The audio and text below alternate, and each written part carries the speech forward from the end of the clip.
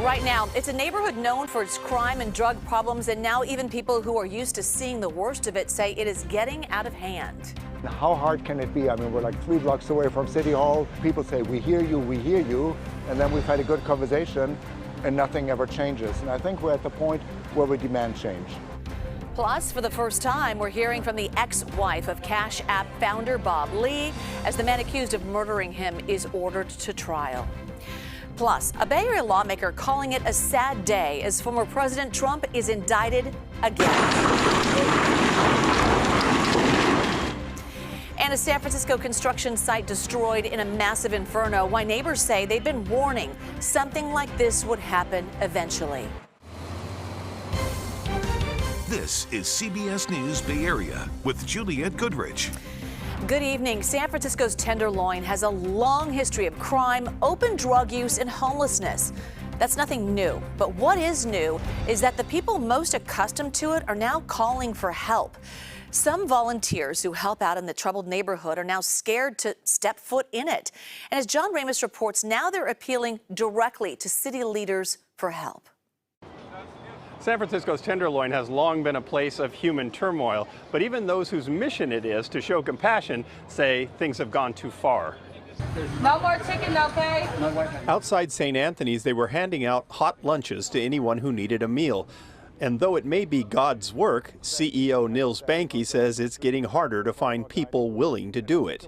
Our volunteers, our staff are not wanting to come to us and participate because it is so dangerous to really walk the streets, or at least that's their perception. The heightened fear stems from a shooting 2 weeks ago at the corner in broad daylight that left a man in critical condition. Since then, there was another shooting and 2 stabbings, leaving 2 people dead. Banky says even the people who live on the streets are reluctant to come to the area. That they're really afraid to come and even come to the dining room during the daytime to have lunch with us because of the situation on the street. He points to the brazen open-air drug sales on Leavenworth Street as the source of the increase in violence.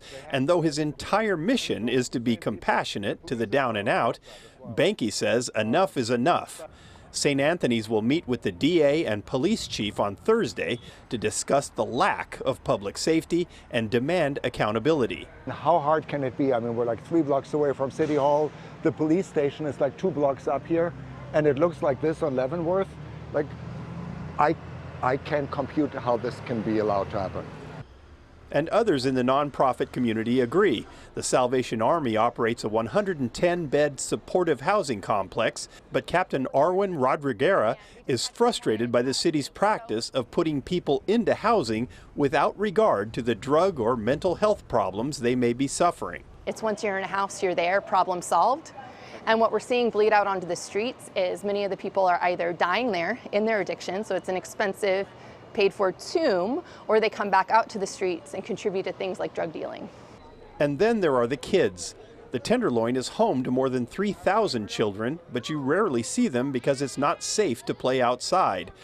Beta Nazarian directs 826 Valencia, a creative writing tutoring program, and says her students often write about their love for the Tenderloin, but she knows they are also suffering trauma from what they see every day. I think with the pandemic, things have been exacerbated in the neighborhood. We're just see a lot more of the crime and the unhealthy behaviors are more visible. And it's a problem that should have been addressed a long time ago, in my opinion. Because the children have lived here this entire time. These are people committed to helping their fellow man, but they see the damage being done by well-intentioned policies. And the feeling now is compassion and reason do not have to be mutually exclusive. St. Anthony's is working to create the Golden Gate Greenway. It's a block-long open space with benches and play equipment to give neighborhood kids just a safe place to play outside.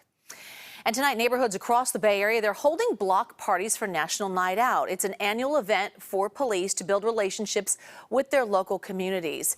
In San Francisco, community members and police have been mingling, playing games, eating food at this block party that's near City College.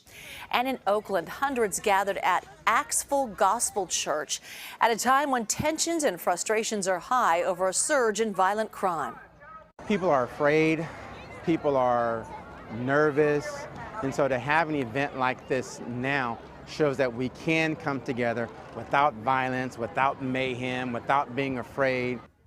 Church leaders also did a backpack giveaway to help motivate the younger generation to be involved in the city's future. A woman accused of running onto the Bay Bridge naked and then firing shots at rush hour traffic is now facing enough charges to put her in prison for more than 20 years.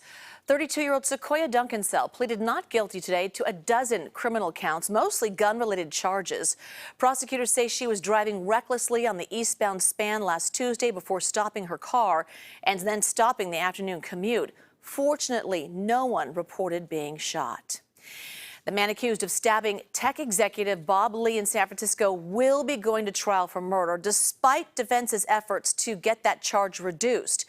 Now, a judge handing down that decision after a two-day preliminary hearing. Lawyers from both sides questioned police investigators, with the defense trying to poke holes in the case, arguing Nima Momenti's friendly history with Lee and decision to act in an area with lights and cameras does not amount to premeditated murder. I wanted to give the judge something to consider when making a determination. We chose manslaughter because it's the lesser crime, and we believe that the government, I told the judge, I go, listen, if anything, they've proven manslaughter because they don't have the requisite malice and all the other things. Bob Lee's ex-wife was at the courthouse today and told us she has no reason to believe Lee and Momenti were friends prior to her ex-husband's death. I don't think that they were friends. I had never heard him mentioned. Bob and I were very close. We speak all the time. I've never once heard him mention that name. There will be another hearing later this month to set a trial date. Another set of felony indictments for former President Donald Trump, this time stemming from his efforts to remain in power after he lost the 2020 presidential election and for his actions on January 6th. As described in the indictment, it was fueled by lies. Lies by the defendant targeted at obstructing a bedrock function of the U.S. government. Now, Ann Makovic has been following this all day, and it's really just another distraction during the renewed bid for the White House. Here we go again. Yeah, and according to him and several recent polls, all of this legal trouble has not been hurting his chances at regaining the presidency in 2024. As for today's charges, they are conspiracy to defraud the United States, conspiracy to obstruct an official proceeding, obstruction of and attempt to obstruct an official proceeding, and conspiracy against rights. Special counsel Jack Smith called what happened on January 6th an unprecedented assault on democracy. He says Trump was determined to remain in power and that he spread lies to try to do so. The indictment also says 6 unnamed co-conspirators were enlisted to help Trump in his criminal efforts. Peninsula Congressional Representative Zoe Lofgren was part of the January 6th commission.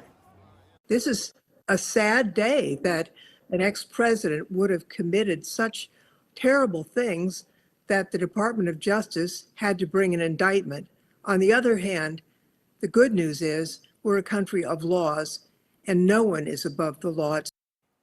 The former president responded to the indictment on Truth Social, saying in part, "Why did they wait so long? Because they wanted to put it right in the middle of my campaign." The Trump campaign said in a statement that the indictment was the latest corrupt chapter in the continued pathetic attempt by the Biden crime family and their weaponized Department of Justice to interfere with the 2024 presidential election. Now, we spoke today with a history professor from Cal State East Bay.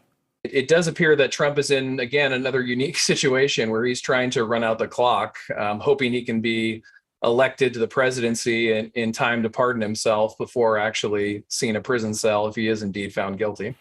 And this is the second time in 2 months the special counsel has brought charges against Trump. He is set to go to trial next May over his handling of classified documents. In March, Manhattan's district attorney indicted Trump on state charges of falsifying business records. And he may soon be facing charges out of Georgia. A grand jury is looking at his alleged attempts to replace state electors with people loyal to him. Now, Trump has been summoned to appear on Thursday at the federal courthouse in Washington, D.C. That is happening at 1 p.m. our time. And of course, Jules, we will be following it. Yes, we will. And thank you. And to read the full 45-page indictment, see the special counsel's full comments, and to read more about Trump's other indictments and criminal cases, visit our website, KPIX.com. All right, still to come here at 7, a San Francisco construction site destroyed by a fire that nearly spread to the surrounding buildings here. when things like this happen, it feels like a gut punch. Why won't our city officials actually do something about this? White neighbors say this is just the latest in a worrying string of incidents. Plus, the joyride that led to this nasty crash in the North Bay, a 13-year-old behind the wheel. While so much of the rest of the country is still baking with extreme heat, it was a below average temperature start to the month of August for the Bay Area. The warmest spots only reached the mid-80s, and even cooler weather in store tomorrow, but it won't last forever. Details coming up on the First Alert forecast.